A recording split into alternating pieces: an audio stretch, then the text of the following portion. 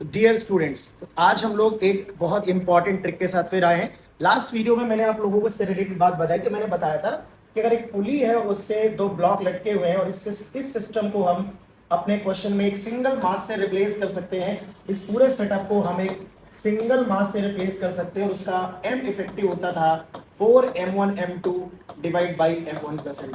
तो इस पूरे सेटअप को हटाकर हम उसकी जगह एक मास लटका सकते हैं जिसकी वैल्यू ये होगी।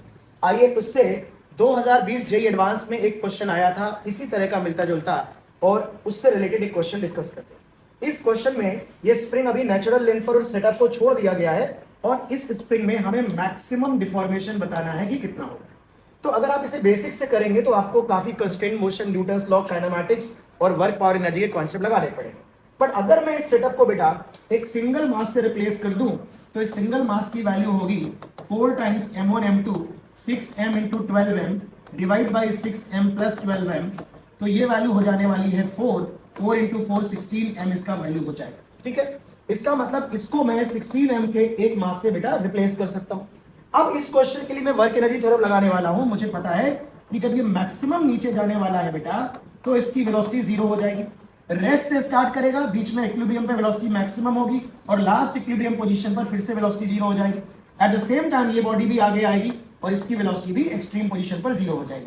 तो मैक्सिमम इलॉन्गेशन के समय फिर से वेलोसिटी जीरो होगी और इनिशियली भी वेलोसिटी जीरो होगी। बीच में इक्विलिब्रियम पॉइंट पर वेलोसिटी मैक्सिमम होगी, पर वो मुझसे पूछा नहीं गया, तो मैं वर्क एनर्जी थ्योरम लगा रहा हूं। तो इस बॉडी के वेट work done by all forces equal to change in kinetic energy हम लोग जानते हैं। तो इस वाली बॉडी के वेट ने कितना वर्क डन किया, 16 mg इसका वेट लग रहा था इंटू x, फोर्स की डायरेक्शन में डिस्प्लेसमेंट हुआ।